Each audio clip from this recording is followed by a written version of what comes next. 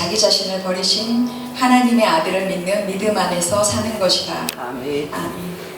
말주변도 없고 또 앞에 서본 적도 없는데 중고등부 학생들이 필리핀 비전 트립을 가면서 짧은 도전이 되는 말씀을 전해달라고 하여서 조심스럽게 허락하는데 본의 아니게 판이 커졌습니다. 이렇게 어른들이 많이 계시는 자리일지도 생각을 못하고 허락을 했는데 이 시간 필리핀에 살면서 훈련받았던 저의 삶을 나누기를 원합니다. 단기 선교를 떠나는 학생들은 하나님의 눈으로 필리핀 땅을 보고 오시고 또 말씀을 듣는 우리 성도들은 함께 힘을 모아 선교하는 일에 헌신하는 교회가 되었으면 좋겠습니다. 왜냐하면 요한복음 12장 24절에 보면 예수님께서 말씀하시기를 하나님의 믿이 땅에 떨어져 죽지 아니하면 하늘 그대로 있고 죽으면 많은 열매를 맺느니라는 말씀처럼 지금까지 우리 교회가 섬겼던 곳에는 많은 열매가 맺혀있기 때문입니다. 오늘도 우리에게 큰 은혜를 주시기를 원하며 저의 부족했던 삶을 나눠보겠습니다.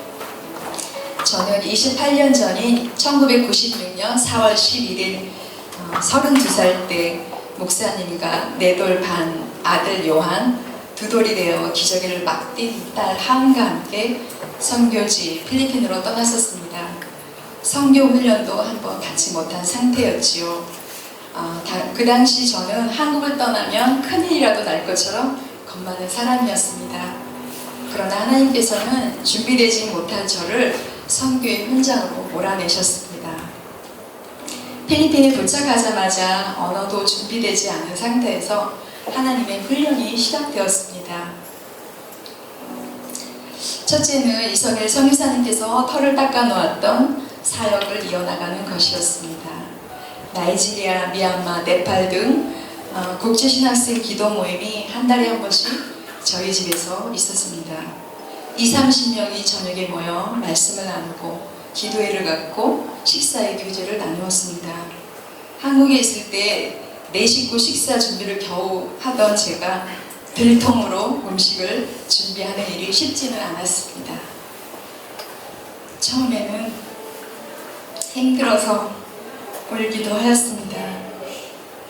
한 달이 너무 빨리 다가오는 것처럼 느껴지기도 했어요. 그리고 이성일 선교사님이 개척해놓고 떠난 리빙워터 교회를 섬기기 위하여 목사님과 함께 매주 성도들 가정을 신방하고 기도하였습니다.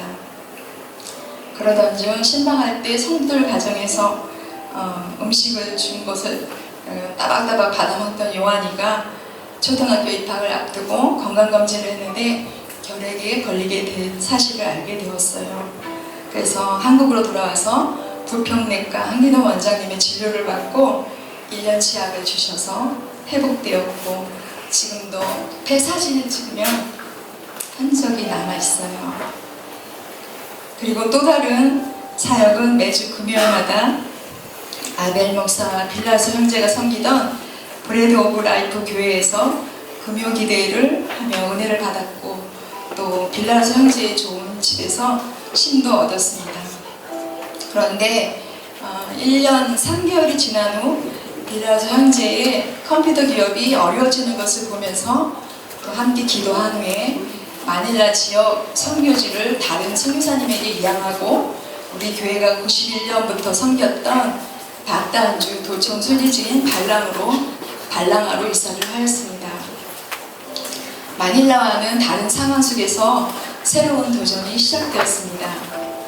시골이라 셋집도 없어서 집안 목회자들의 도움으로 어렵게 우리가 살만한 작은 집을 찾았습니다. 아이들 학교도 교실 한 칸으로 막 시작한 몬테소리 학교에 입학하였습니다. 저희들은 가정 예배를 드리면서 아이들 교육 중심의 삶이 아니라 하나님이 원하시는 사역 중심의 삶을 살기로 결단하였습니다. 목사님은 바타안 지방 감리사님 사무실에 매일 출근하셔서 감리사님과 28개 교회들을 신방하고 돌보는 일을 하였습니다. 그리고 그 중에 제일 연약한 스메르나, 서머나 교회를 담임하면서 바타안 지방 개척교회와 성경 공부가 시작된 마을을 방문하여 돕는 일을 하였습니다. 그 바탕으로 이사해서 처음 경험한 일은 IMF였어요. 수명의 성도들도 IMF가 시작되며 예루살렘 성전을 건축하느라 여러 어려움을 겪었지만 선교지에 있던 저희들도 매월 80만 원씩 받던 선교비를 받을 수 없어서 많이 힘들었습니다. 하지만 하나님은 IMF가 시작되기 전 서머나 교회를 담임하게 하셨고 돕는 필리핀 성도들의 손길들을 통하여 우리 양식이 떨어지지 않게 하시고 또 때마다 필요를 채워주셨습니다. 이 기간 저희들은 살아계신 하나님을 경험하는 귀한 시간이었습니다. 이때 더욱 기도하게 되었고 맡겨주신 서머나 교회 목회에 집중할 수 있는 시간이었습니다. 교회는 강하구 어촌에 자리 잡고 있어서 비린내도 많이 나고 환경이 열악했지만 성도들과 함께 교회를 열심히 섬겼습니다. 성도들과 함께 힘을 합쳐서 흙바닥을 콘크리트 바닥으로 포장하였고 대나무로 가렸던 창문도 유리 창문으로 바꿨습니다. 그리고 성도들도 점점 채워지는 역사도 누렸습니다. 이렇게 사역과 삶이 안정되어 갈 때 저에게는 꿈이 하나 생겼습니다. 집에서 200m도 떨어지지 않은 곳에 바다한 주립대학이 있었습니다. 교복을 입고 집 앞을 오가는 학생들을 보며 저도 공부를 하고 싶어 도전하였습니다. 학교를 찾아가 입학을 요청하였고 경영학과를 결정하였습니다. 문제는 외국인이 처음 입학하는 케이스라 학교 결정이 좀 지연되었지만 등록금도 현지 학생처럼 한 학기 하나로 약 5만 원 정도로 부담이 없었습니다. 등록금이 예상보다 너무 저렴하여서 목사님께서 대학교 강의실에 선풍기도 달아주고 또 학교 축제 때마다 힘껏 도우며 살았습니다. 나이가 한참 어린 학생들과 함께 교복을 입고 학교 생활을 하는 것이 조금 힘겨웠지만 좋은 기회를 주신 하나님께 감사하며 열심히 공부를 하였습니다. 목사님은 사역지로 매일 나가시고 아이들은 학교에 가기 때문에 한간 점심시간에는 과 학생들을 저희 집으로 초청하여 점심도 함께 나누어 먹고 같이 공부도 하고 인생 상담도 하고 복음도 나누었습니다. 그리고 그 중에 자기 집으로 저희 가족을 초청하는 학생들도 생겨서 좋은 선교의 발판이 되었습니다. 그러던 중 반가운 손님들이 저희 집에 방문하였습니다. 그분들은 바로 빌라서 형제 식구들이었습니다. 예전과는 다른 모습으로 작은 차에 살림을 가득 싣고 5 식구가 찾아왔습니다. 저희가 빌라로사 형제 집에 갈 때마다 정성스럽게 섬겨주셨기 때문에 저희도 기쁘게 그분들을 대접하였습니다. 그런데 문제는 일주일 지나도 돌아갈 생각을 하지 않는 것이었습니다. 집은 좁아 방이 2개였고 에어컨은 1대밖에 없었는데 손님들에게 에어컨 있는 방을 내어주고 저희는 35도 오르내리는 무더운 밤을 견뎌야 했습니다. 공부를 하고 손님들 식사를 준비하는 삶이 처음에는 할만했는데 시간이 갈수록 불편이 쌓이게 되었습니다. 이 일로 그분들을 왜 빨리 보내지 않냐고 목사님과 다투기도 하고 또 손님들이 집에 오는 것이 큰 부담이 되었습니다. 그분들이 돌아가신 후에 목사님을 통하여 들은 소식은 빌라서 형제의 사업이 부도가 나 가족과 함께 도피 중이었다는 사실을 알게 되었습니다. 그 후 1년 가까이 한 달에 한 번씩 연락도 없이 저희 집을 찾아와 일주일에서 열흘씩 있다가 가곤 하였습니다.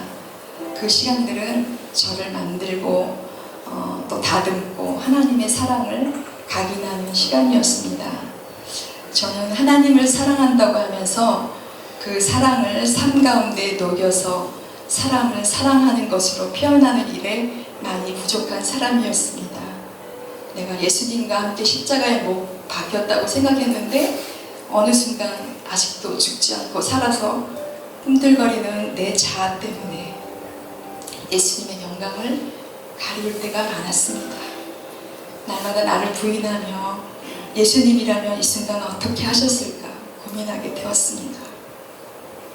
그 후로 그 가족들이 오는 것이 괴로움이 아니라 감사가 되었습니다. 더 친근하게 교제하게 되었고 함께 눈물을 흘리며 고통과 아픔을 나누는 사이가 되었습니다. 하나님의 은혜로 빌라로스 형제의 가정과 기업도 많이 회복되어 다교회에 정착하게 되었고 서로 먼 길이지만 왕래하면서 기쁨의 교제를 나누었습니다. 이렇게 실수 없이 돌아가는 삶 가운데 또 다른 사람들을 만나게 되었습니다. 어느 날 밤 60km 넘게 떨어진 마리벨레스라는 곳에 사시는 한국인 젊은 부부가 물어물어 집으로 찾아왔습니다.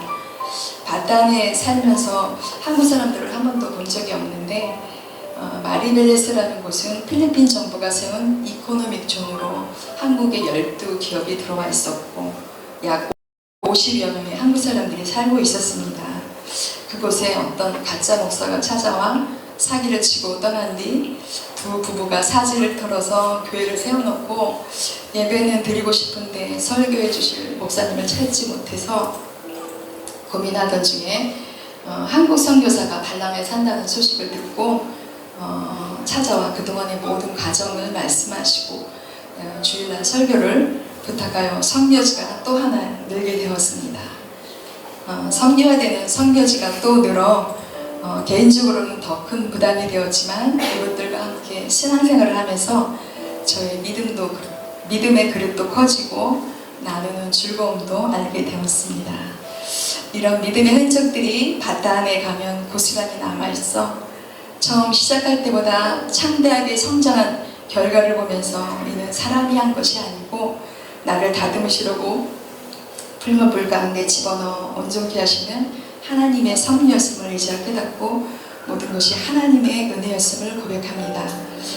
시간이 흘러 2001년 4월 연해에 다녀오신 목사님께서 담임 목사님과 자매들의 요청으로 한국으로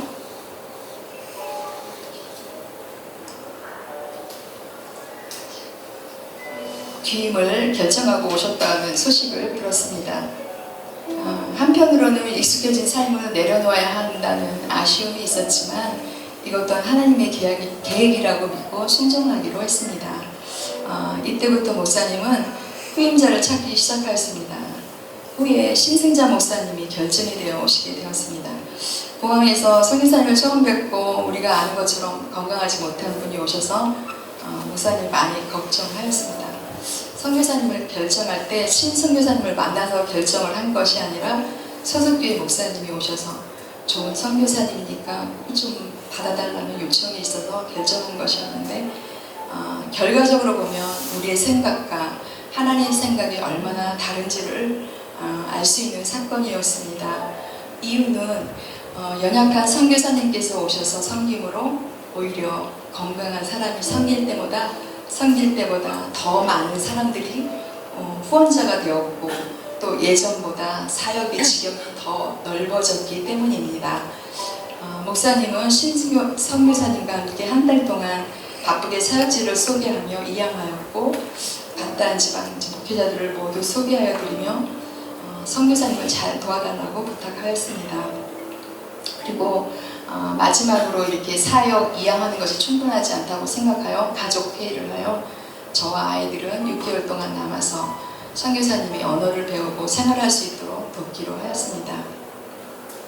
그리하여 목사님은 한국으로 먼저 입국하시고 저희들은 6개월 동안 신승자 선교사님과 함께 살면서 부족한 부분도 채워드리고 선교사님의 깊은 삶의 고백을 들으며 정착을 도와드렸습니다. 바단 지방에서 짧은 6년의 선교사 삶을 살았지만 헤어짐이 쉽지 않았습니다. 새벽 예배를 함께 드리며 교제를 나누었던 발랑아 연합회 성도들 또 지방 목회자들이 송별회를 해주시며 6년 전에 우리 땅에 선교사로 왔지만 이제 우리가 선교사님 가정을 한국으로 파송합니다 라고 응원하며 기도하겠다고 약속하며 주신 기도한 손 액자가 저희 집 거실에 걸려 있습니다. 저희는 늘 그 기도하는 손을 보면서 지금도 우리가 섬겼던 필리핀과 중국의 성도들을 위하여 기도합니다. 이 사역을 통하여 나를 만지시는 하나님을 경험하였고 연약하고 부끄러운 부분이 다듬어지는 경험을 하였고 또 아직도 완성되지 않은 예수님 닮은 모습을 가꾸기 위하여 날마다 주 앞에 엎드립니다. 이런 부족함에도 늘 기도해 주시고 응원해 주시고 사랑해 주신 우리 서명교회 성도 여러분 모두에게 마음 다하며 감사드립니다. 한 가지 확실한 사실은 우리 교회가 43년간 이곳저곳 뿌린 선교의 씨앗이 무럭무럭 자라고 있음을 기억하시고 우리 교회가 지금처럼 선교에 온전히 헌신하는 교회가 되기를 기도드립니다. 그리고 다음 주 비전 트립을 떠나는 우리 교회 학생부 여러분들은 이 귀한 사역에 배를 이어갈 사람이란 사실을 기억하시고 33년 전부터 우리 서명교회가 섬겼던 바단에 가셔서 흔적들을 보시고 꿈을 담아 오시길 기도하겠습니다. 그리고 이제는 여러분들이 우리 교회에 훌륭한 선교의 주자들이 되어서 아직도 예수가 그리스도라는 사실을 모르는 곳에 예수가 그리스도됨을 전하는 멋진 선교사들이 되시길 기도드립니다. 두서없는 고백이었지만 이렇게 멋진 기회를 주신 하나님과 교회에 감사드리며 이 모든 영광을 하나님 앞에 올리며 말씀을 마치겠습니다. 여러분 모두를 사랑하고 축복합니다.